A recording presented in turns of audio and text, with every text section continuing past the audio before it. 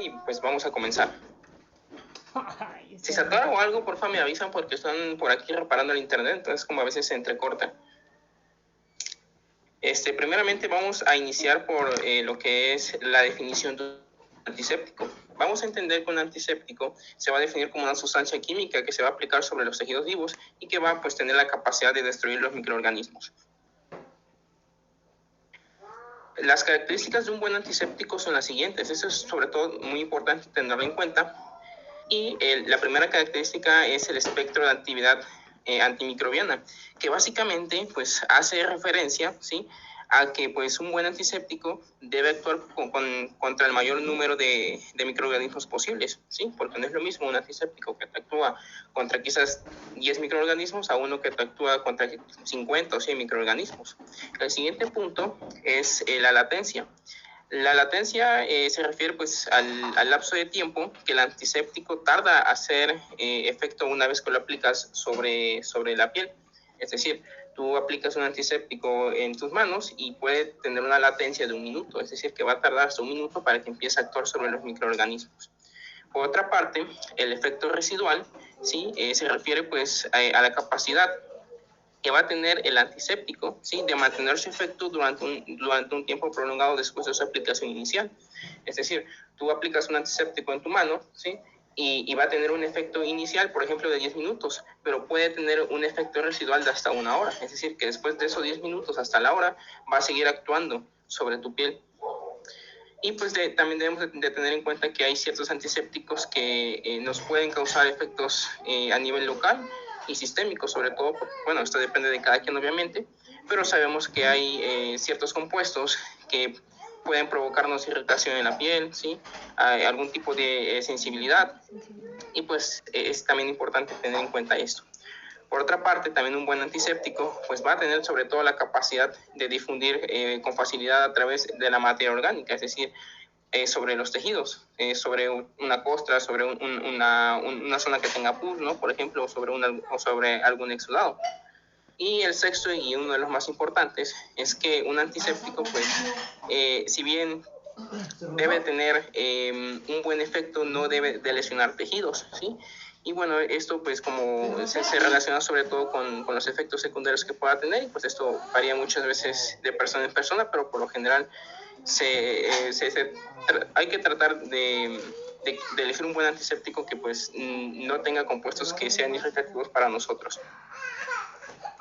Una vez definido qué es un antiséptico y las características generales de un antiséptico, pues vamos a hablar de los bactericidas.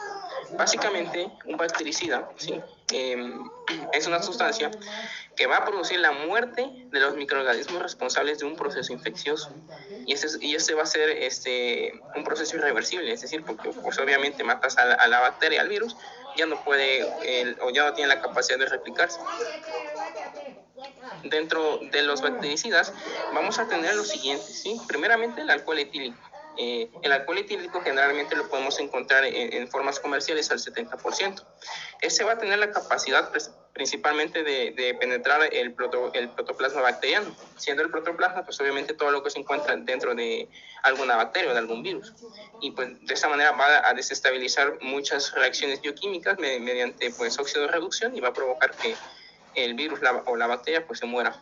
Algo a tener en cuenta es que no es lo mismo aplicar el alcohol etílico directamente sobre la piel, ¿sí? Por ejemplo, si tú aplicas el alcohol etílico sobre la piel durante 2 minutos, o sea, lo dejas actuar durante 2 minutos, va a tener una efectividad hasta el 90% de las bacterias, o sea, va a matar hasta el 90% de las bacterias. Sin embargo, si tú agarras una torunda, ¿sí?, y la mojas con alcohol isoproetílico al 70%, lo que pasa es que va a perder eficacia, es decir, va a tener una eficacia de hasta el 75%. Debemos de tener en cuenta que el alcohol etílico muchas veces se utiliza como una medida profiláctica, es decir, o para intervenciones menores, cuando aplicamos una inyección, por ejemplo, ¿no? A diferencia del alcohol isopropílico o isopropanol, ¿sí?, que al igual que el etílico, pues se usa en una concentración adecuada del 70%. La literatura refiere que es más potente que el etílico, y va a tener una característica sobre todo muy importante, y es que va a actuar contra virus hidrófilos, como es el caso del hechovirus o el coxsackie virus. que bueno, uno de ellos pertenece al género del picoronavirus. Y el modo en el que va a actuar el alcohol isopropílico básicamente va a ser mediante la desnaturalización de proteínas plasmáticas, ¿sí? Lo cual pues obviamente interfiere sobre todo con la replicación bacteriana o viral y obviamente pues provoca que las células mueran, a su vez de que pues los bactericidas tienen otros mecanismos de actuar como aumentar la permeabilidad de la bacteria o virus y obviamente pues eso cambia la osmolaridad en ambos lados, tanto intracitoplasmática como como fuera de la bacteria o virus. Obviamente estos mecanismos, pues si bien es cierto que no varían tanto, se parecen. Yo creo que dentro de las características más importantes que debemos de tener de los bactericidas es sobre todo el número de microorganismos que pueden eliminar, ¿sí? Por ejemplo, el formaldehído o formol, como comúnmente lo conocemos, ¿sí? Pues es un bactericida de acción lenta. Cuando hacemos referencia a que es un bactericida de acción lenta, pues hacemos referencia a que tarda bastante tiempo en actuar, ¿sí? Por generalmente las formas comerciales lo podemos encontrar hasta en un 40%, ¿sí? Y este va a ser eficaz principalmente contra formas vegetativas de hongos, bacterias y virus. Cuando hacemos referencia pues a formas vegetativas estamos haciendo referencia a que pues este tipo de microorganismos tienen un metabolismo activo, ¿sí? Algo que debemos también de tener en cuenta con el formol es que es incompatible con agentes oxidantes, fenoles o amoníaco, ya que esto disminuye sobre todo importantemente lo que es la efectividad de este bactericida. Por otra parte, el glutaraldehído, ¿sí? Que es un derivado de los aldehídos, este sí es un bactericida de acción rápida, ¿sí? Y pues obviamente es más activo que pues el formol.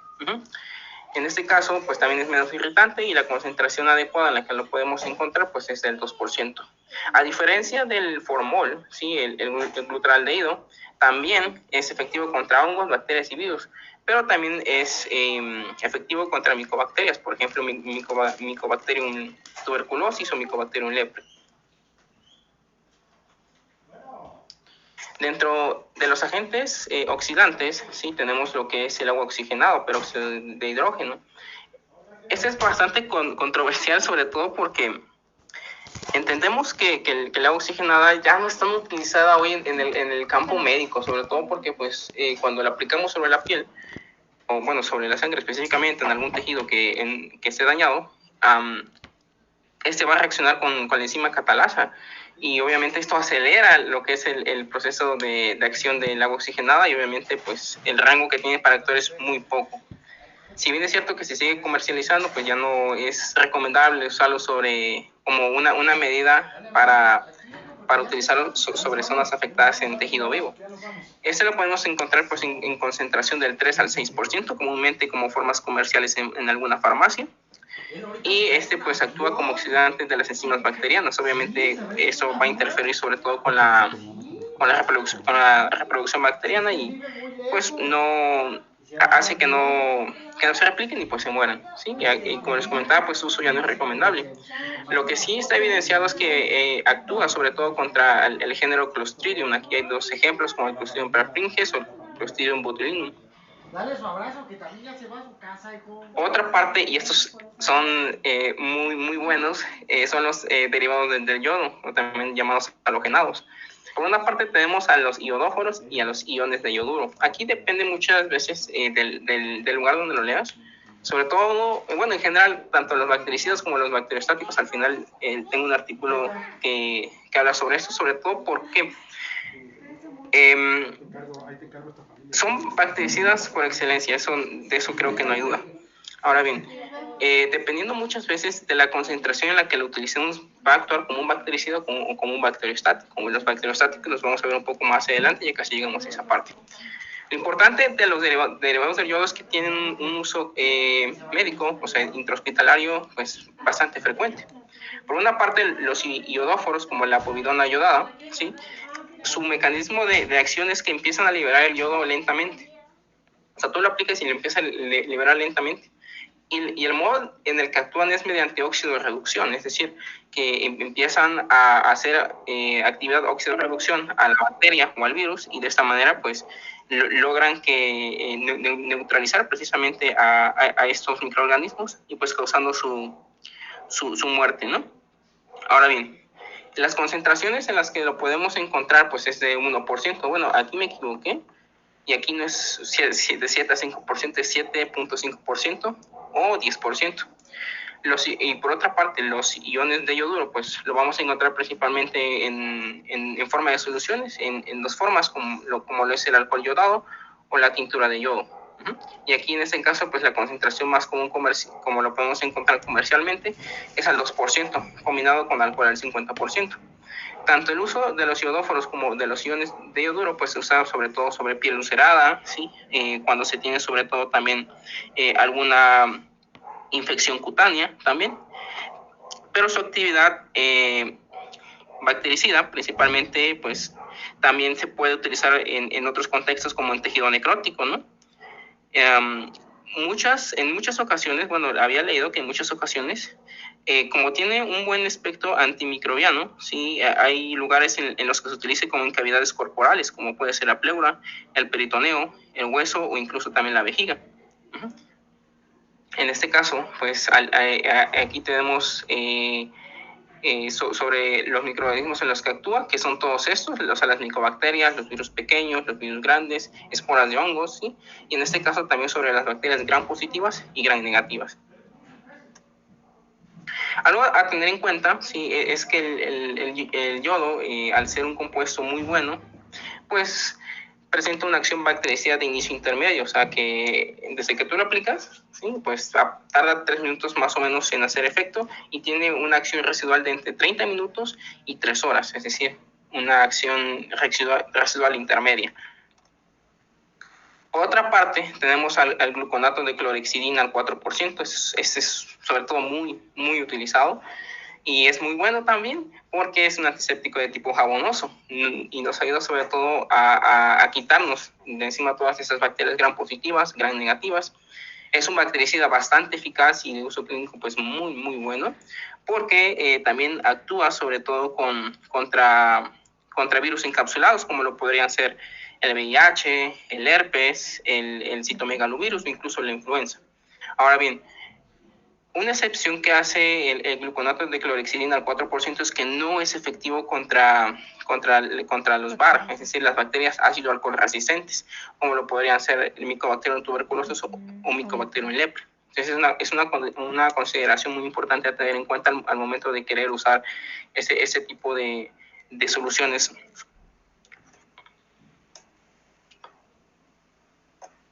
Por otra parte, pues dentro de sus principales ventajas es su rápida acción bactericida y pues su efecto residual prolongado, que dura entre 6 y 48 horas. Esto es también muy bueno. Diría que excelente. Si aquí hasta este punto no tienen ninguna duda sobre los bactericidas, pues voy a continuar con los bacteriostáticos.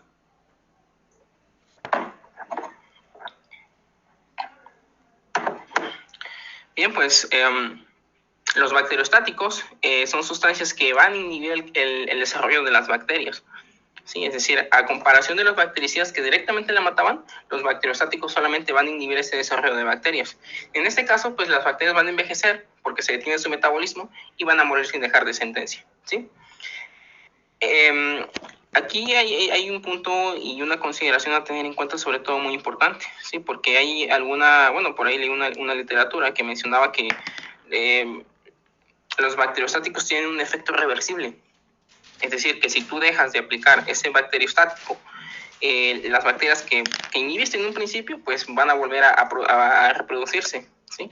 Entonces, no estoy tan seguro qué tan cierto sea eso, bueno, porque en este caso, pues, ¿qué sentido tendría aplicar un bacteriostático si puedes aplicar directamente un bactericida? Creo que eso va a depender también mucho del contexto en el que se utilice y del cuadro clínico que presente, pues, en este caso, el paciente. Dentro de los bacteriostáticos más utilizados tenemos al cloranfenicol, muy, muy, muy utilizado. Pues va a interferir con la síntesis proteica bacteriana y va a ser sobre todo muy eficaz, ¿sí? contra pues bacterias gram positivas y gram negativas, ¿sí? Hoy en día, por ejemplo, este antibiótico pues no es de primera elección para una infección específica, a excepción de la fiebre tifoidea, que se recomienda pues usarlo como primera instancia, pero realmente no es como que algo muy específico, sino que más bien lo podemos utilizar para pues diferentes patologías. Una de ellas es la rickettsiosis, ¿sí? O incluso contra el género de Streptococo. En este caso, pues lo podemos encontrar en forma de ungüento, en forma comercial también, que se conoce como clorfenicol. También tenemos el ácido fusídico. Aquí es muy importante porque, como les comentaba, va a depender mucho de la concentración en la que utilicemos un medicamento. Porque, por ejemplo, como en este caso, este medicamento funciona como bacteriostático si lo utilizamos al 2%, pero si lo utilizamos en mayores concentraciones puede funcionar como bactericida, ¿sí? Entonces, en este caso, funcionando como bacteriostático, ¿sí? Pues va a ser más eficaz sobre todo contra bacterias gram positivas. Su uso, pues la verdad es que no está tan recomendado, ¿sí? Porque pues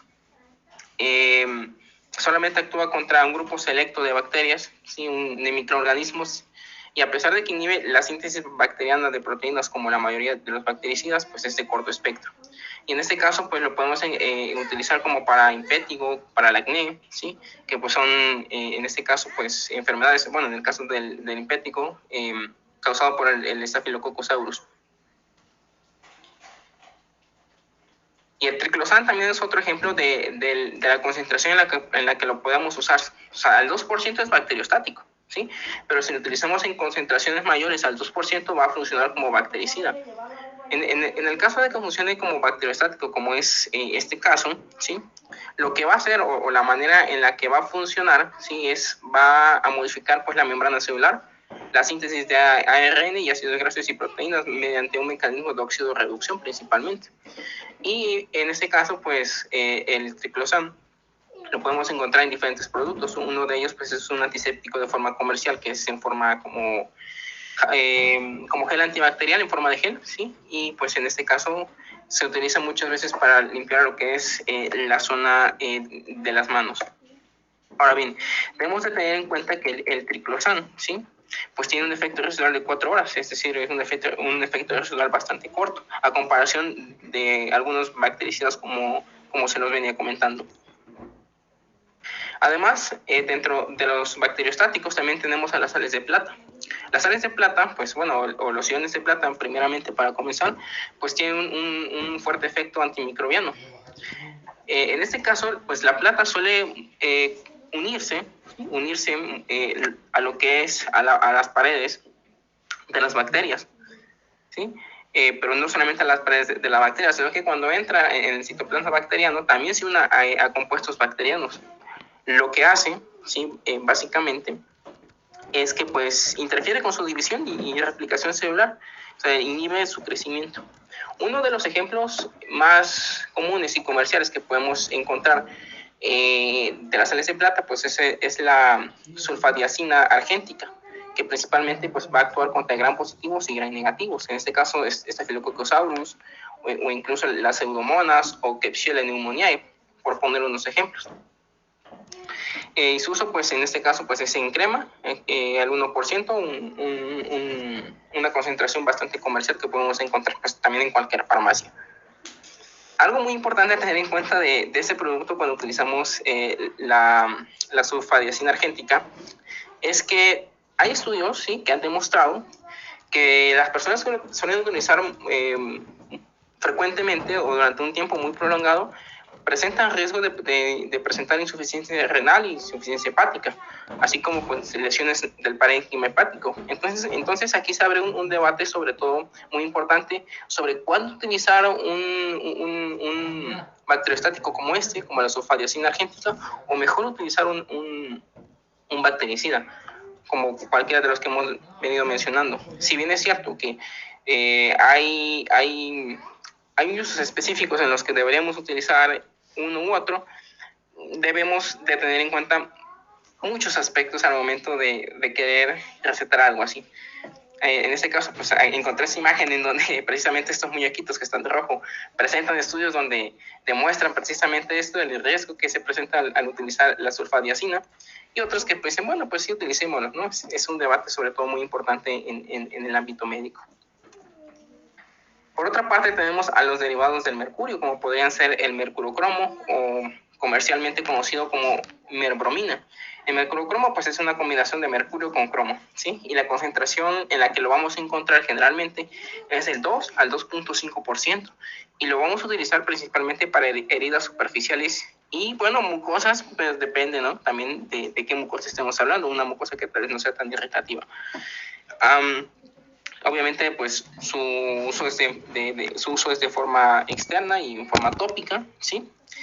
Y el mecanismo de acción pues es bastante similar. Lo que es la merbromina, que es el principio activo, pues se va a unir a las células, pues las va a inhibir. Es importante mencionar que además de ser o tener una función bacteriostática, también tiene una acción fungistática, ¿sí? O sea, que también va a actuar contra los hongos. En su contraparte, el tiomersal, que es un compuesto de mercurio más tiosaliciato, este lo podemos encontrar precisamente en concentraciones del 0,1%, como se puede ver aquí, y su uso principalmente es externo. ¿Sí? Es un antiséptico, también desinfectante tópico, ¿por qué no?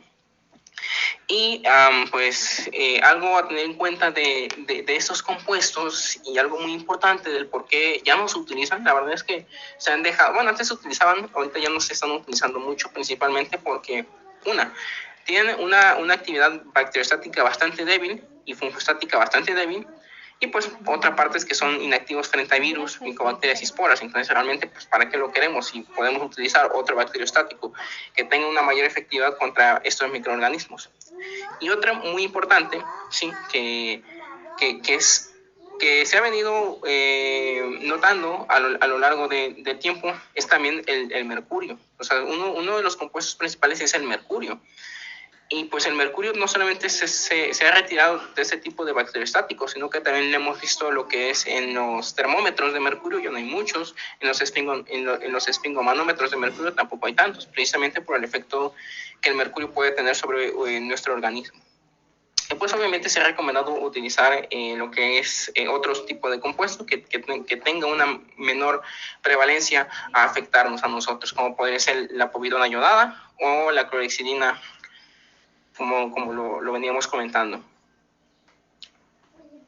Bien, ya casi para finalizar, yo me puse a investigar mucho el tema o sea, ¿por qué un bacteriostático y por qué un bactericida, no? En este caso encontré este artículo que nos habla básicamente sobre los mecanismos de acción que tienen los bacteriostáticos y los bactericidas en los tratamientos contra bacterias gram positivos.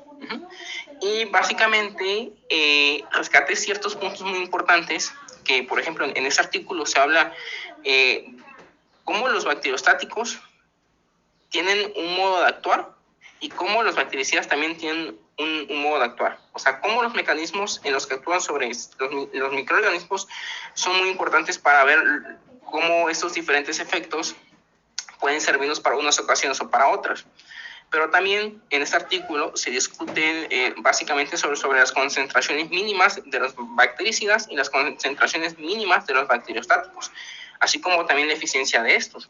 Es decir, y es que esto es bien común, porque si tú te pones a leer en algún artículo bacteriostáticos, si tú te pones a leer en otro lado sobre bacteriostáticos, muchas veces son contradictorios. Y este artículo concluye, sí, que va a depender mucho de la concentración en la que se utilice un medicamento u otro para definir si es un bacteriostático o para definir si es un bactericida, como pasó en el caso de lo que le mencionaba anteriormente, ¿sí? Pero además se enfatiza, a mi consideración, que la distinción que hay entre bacteriostáticos y bactericidas, pues no siempre es clara, ¿no? Principalmente en situaciones clínicas, y que pues la guía pues definitiva para nosotros, para dar un tratamiento con un bacteriostático o con un bactericida, pues siempre debe ser el resultado clínico que nos arrojen, ¿no?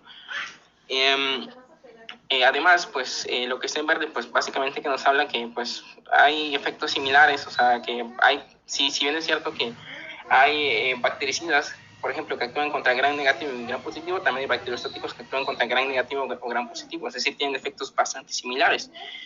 Y por último, pues se concluye que la supuesta superioridad entre los agentes bactericidas sobre los agentes bacteriostáticos, pues es de poca relevancia en el tratamiento de la mayoría de las infecciones contra bacterias gram negativas. Entonces ahí se abre un debate sobre, bueno, cuándo utilizar un bactericida y cuándo utilizar un bacteriostático. Bueno,